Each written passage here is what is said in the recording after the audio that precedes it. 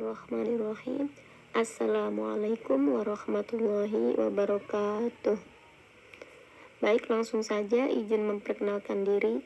Nama saya Latfiah dengan NIM 2011300091 dari jurusan Hukum Ekonomi Syariah kelas C semester 3. Di sini saya akan menjelaskan kembali materi yang telah diberikan pada pertemuan ke-4, 5, dan 6 pada mata kuliah Fikih Mawaris. Baik, langsung saja.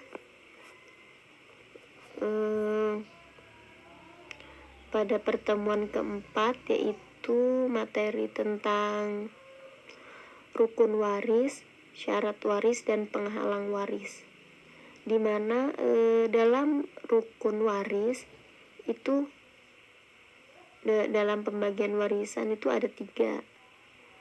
Yang pertama yaitu al-muwaris, yang kedua al-waris, yang ketiga al-maurus atau al-miras. Al-muwaris itu adalah orang yang diwarisi harta peninggalannya atau orang yang mewariskan hartanya. Yang kedua yaitu al-waris atau disebut juga ahli waris, yaitu mereka yang berhak menerima harta peninggalan pewaris dikarenakan adanya ikatan kekerabatan atau ikatan pernikahan dan wala. Yang ketiga yaitu al-maurus atau al-miras, yaitu harta peninggalan si mayit setelah dikurangi biaya perawatan jenazah, pelunasan utang, dan pelaksanaan wasiat.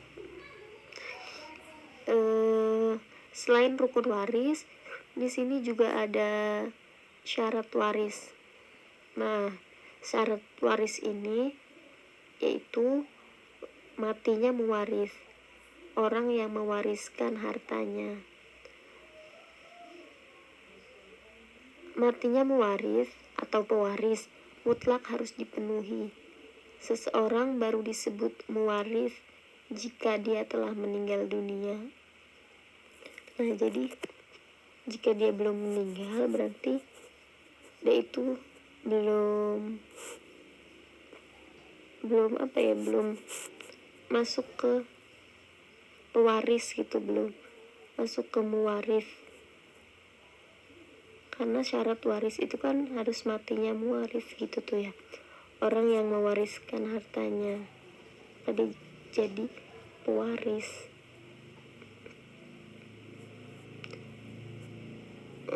Nah, di sini kan seseorang baru disebut mewaris jika dia telah meninggal dunia. Itu berarti bahwa jika seseorang memberikan harta kepada para ahli warisnya ketika dia masih hidup, maka itu bukan disebut waris. Nah, jadi syaratnya harus meninggal dulu si pewaris itu. Syarat yang kedua yaitu hidupnya waris atau ahli waris. Adanya ahli waris yang masih hidup secara hakiki pada waktu pewaris meninggal dunia. Maksudnya hak kepemilikan dari pewaris itu harus dipindahkan kepada ahli waris yang secara syariat benar-benar masih hidup. Sebab orang yang sudah mati tidak memiliki hak untuk mewarisi. Hidupnya ahli waris mutlak harus dipenuhi. Seorang ahli waris hanya akan mewaris jika dia masih hidup ketika pewaris meninggal dunia. Jadi syarat yang kedua ini yaitu ahli waris. Ahli warisnya ini harus hidup. Karena kan adanya ahli waris yang masih hidup itu secara hakiki pada waktu pewaris waktu meninggal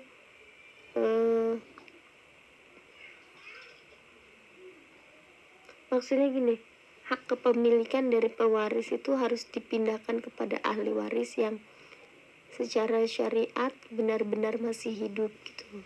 Si ahli waris itu masih hidup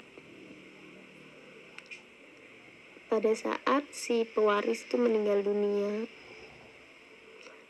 Syarat yang ketiga yaitu tidak adanya penghalang untuk mewarisi. Dengan syarat tersebut diharapkan para ahli waris berupaya untuk tidak melakukan hal-hal yang sekiranya dapat menolaknya untuk menerima harta peninggalan si mayit atau pewaris. Di sini kan tadi ada syarat yang ketiga itu tidak adanya penghalang untuk mewarisi. Nah, penghalang waris itu apa aja? Jadi penghalang waris itu ada pembunuhan, berlainan agama, perbudakan atau seorang hamba sahaya, berlainan negara. Nah, pembunuhan yang dilakukan ahli waris terhadap al-muwaris menyebabkan tidak dapat mewarisi harta peninggalan orang yang diwarisinya.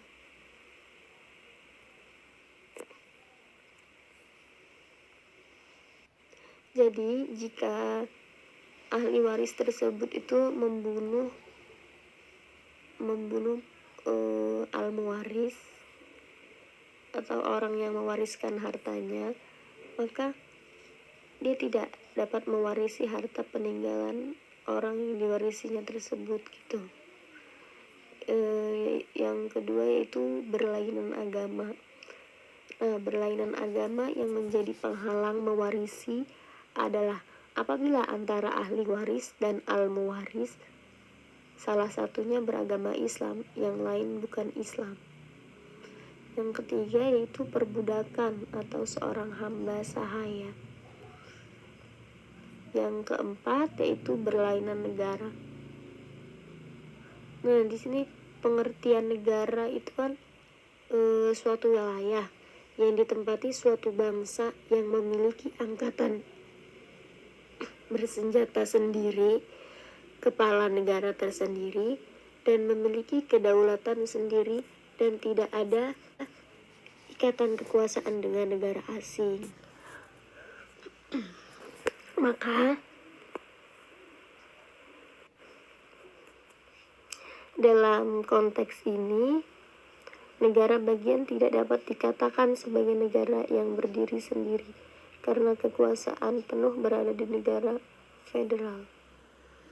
Adapun berlainan negara yang menjadi penghalang mewarisi adalah apabila di antara ahli waris dan mewarisnya berdomisili di dua negara yang berbeda. Apabila dua negara sama-sama sebagai negara muslim, menurut para ulama itu tidak menjadi penghalang saling mewarisi antara warga negaranya. Malahan mayoritas ulama mengatakan bahwa meskipun negaranya berbeda, apabila antara ahli waris dan mewarisnya non-muslim, tidak berhalangan bagi mereka untuk saling mewarisi. Demikian juga jika di antara dua warga negara sama-sama muslim, kebalikannya gitu. Nah, yang sekarang materi tentang tirkah, yaitu harta peninggalan. Tirkah itu harta peninggalan ya. Ini pada pertemuan ke-5. Kewarisan menurut hukum Islam.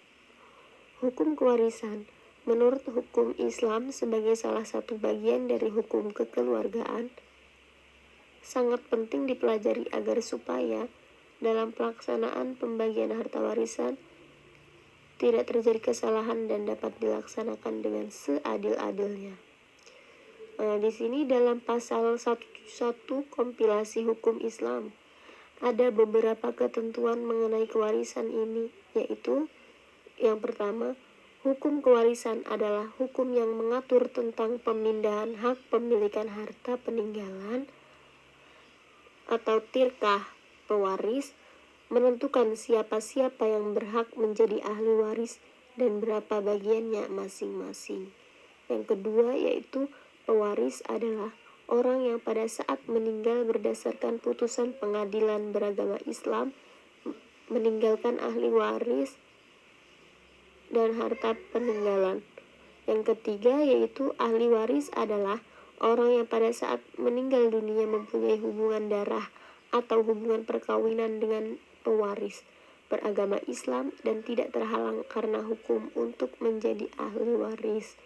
Nah, yang keempat yaitu harta peninggalan adalah harta yang ditinggalkan oleh pewaris, baik yang berupa harta benda yang menjadi hak miliknya maupun hak-haknya. Yang kelima, harta warisan adalah harta bawaan ditambah bagian dari harta bersama setelah digunakan untuk keperluan pewaris selama sakit sampai meninggalnya, biaya pengurusan jenazah, pembayaran hutang, dan pemberian untuk kerabat. Yang keenam, yaitu wasiat adalah pemberian suatu benda dari pewaris kepada orang-orang lain atau lembaga yang akan berlaku setelah pewaris meninggal dunia. Yang ketujuh, hibah. Hibah adalah pemberian suatu benda secara sukarela dan tanpa imbalan dari seseorang kepada orang lain yang masih hidup untuk dimiliki. Kedelapan yaitu baitul mal. Baitul mal itu adalah balai harta keagamaan. Sedangkan kewajiban ahli waris terhadap pewaris menurut ketentuan pasal 175 KHI adalah yang pertama yaitu mengurus dan menyelesaikan sampai pemakaman jenazah selesai. Yang kedua, menyelesaikan baik hutang-hutang berupa pengobatan, perawatan termasuk kewajiban pewaris maupun menagih piutang. Yang ketiga, itu menyelesaikan wasiat pewaris. Yang keempat, membagi harta warisan di antara ahli waris yang berhak. Masalah waris-mewaris di kalangan umat Islam di Indonesia secara jelas diatur dalam pasal 49 Undang-Undang Nomor 7 Tahun 1989 bahwa pengadilan agama berwenang memeriksa, memutus dan menyelesaikan perkara-perkara kewarisan baik di tingkat pertama antara orang-orang yang beragama Islam di bidang perkawinan, kewarisan, wasiat dan hibah yang dilakukan berdasarkan hukum wakaf dan sedekah. Menurut hukum Islam, hak waris itu diberikan baik kepada keluarga wanita. Keluarga wanita itu yaitu anak-anak perempuan, cucu-cucu perempuan, ibu dan nenek perempuan, saudara perempuan sebapak, seibu, sebapak atau seibu saja. Jadi para ahli waris berjumlah 25 orang yang terdiri dari 15 orang dari pihak laki-laki dan 10 dari pihak perempuan. Nah, sistem hukum kewarisan menurut KUH Perdata BW. Menurut Kitab Undang-Undang Hukum Perdata, ada dua cara untuk mendapatkan warisan, yaitu satu sebagai ahli waris menurut undang-undang, dua karena ditunjuk dalam surat wasiat. Nah, cara yang pertama itu dinamakan mewarisi menurut undang-undang atau ab intestato. Dan cara yang kedua dinamakan mewarisi secara testamentaire. Menurut ketentuan pasal 838 KUH Perdata, yang dianggap tidak patut menjadi ahli waris dan karena ia tidak berhak mewarisi adalah yang pertama, mereka yang telah dihukum karena dipersalahkan telah membunuh atau mencoba membunuh pewaris. Yang kedua, mereka yang dengan putusan hakim pengadilan dipersalahkan karena dengan fitnah telah mengajukan pengaduan terhadap pewaris mengenai suatu kejahatan yang diancam dengan hukuman penjara 5 tahun lamanya atau hukuman yang lebih berat. Yang ketiga yaitu mereka yang dengan kekerasan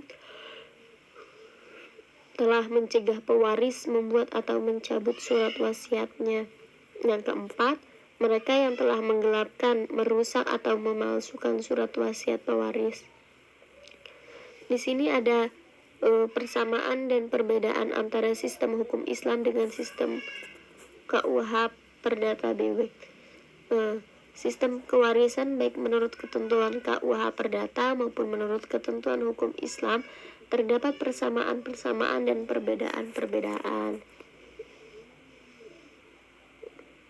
Nah, persamaannya itu adalah bahwa keduanya menganut sistem kewarisan individual bilateral, yaitu setiap ahli waris berhak memperoleh warisan, baik harta warisan dari ibunya maupun harta warisan dari bapaknya. Sedangkan perbedaannya itu adalah terletak pada besarnya bagian masing-masing ahli waris. Dan setelah penulis membandingkan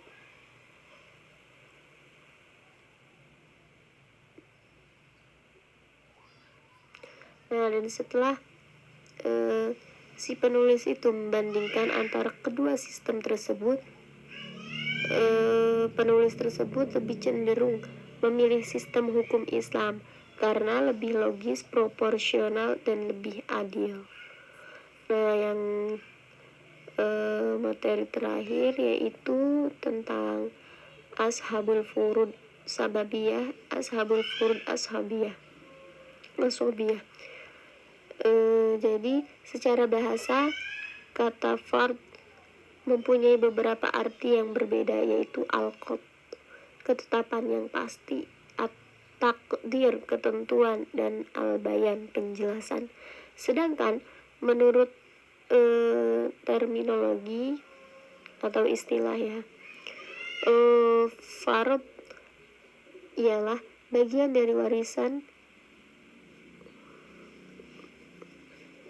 Furud ialah bagian dari warisan yang telah ditentukan. Definisi lainnya menyebutkan bahwa furud ialah bagian yang telah ditentukan secara syar'i untuk ahli waris tertentu. Di dalam Al-Quran, kata furud muqaddarah, yaitu pembagian ahli waris secara fard yang telah ditentukan jumlahnya, merujuk pada 6 macam pembagian, yaitu 1/2, 1/4, 1/8, 2/3, 1/3, dan 1/6.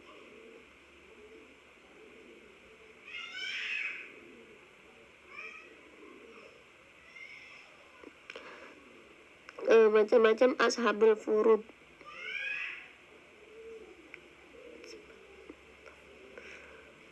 Adapun ashabul furud terbagi menjadi 2 macam, yaitu ada ashabul furud sababiyah dan ashabul furud nasabiyah. Ashabul furud sababiyah ini yaitu ahli waris yang mendapatkan harta warisan disebabkan karena hubungan pernikahan. Jadi ashabul furud sababiyah ini terdiri dari suami istri.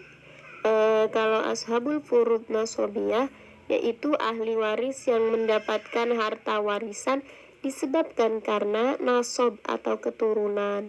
Ashabul furud nasabiyah ini terdiri dari ayah, ibu, anak perempuan, cucu perempuan dari anak laki-laki, saudara perempuan sekandung, saudara perempuan seayah, saudara laki-laki seibu, saudara perempuan seibu, kakek, nenek atau ibunya ibu dan ibunya ayah.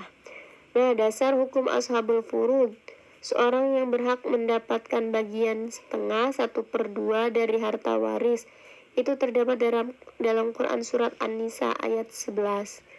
Yang kedua yaitu seorang yang berhak mendapatkan bagian 1/4 dari harta waris terdapat dalam Quran surat An-Nisa ayat 12.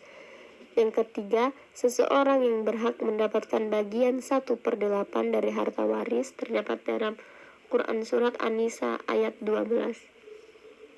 Yang keempat, seorang yang berhak mendapatkan bagian 2/3 dari harta waris terdapat dalam Quran surat An-Nisa ayat 11. Yang kelima, seorang yang berhak mendapatkan bagian 1/3 dari harta waris yaitu terdapat dalam Quran surat An-Nisa ayat 11.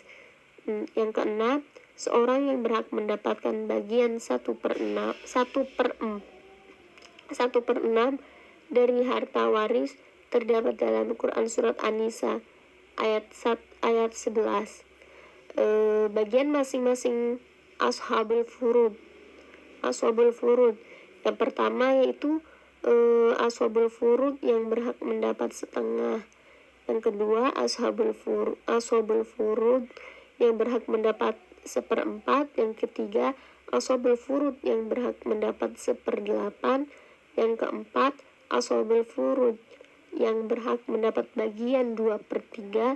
Yang kelima ashabul furud yang berhak mendapat bagian 1/3.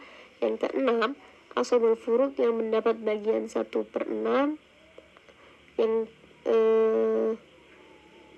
Yang ketujuh yaitu ashabul furud yang mendapat bagian 1/6. Mungkin itu saja yang dapat saya paparkan kembali. Kurang dan lebihnya mohon maaf. Wassalamualaikum warahmatullahi wabarakatuh.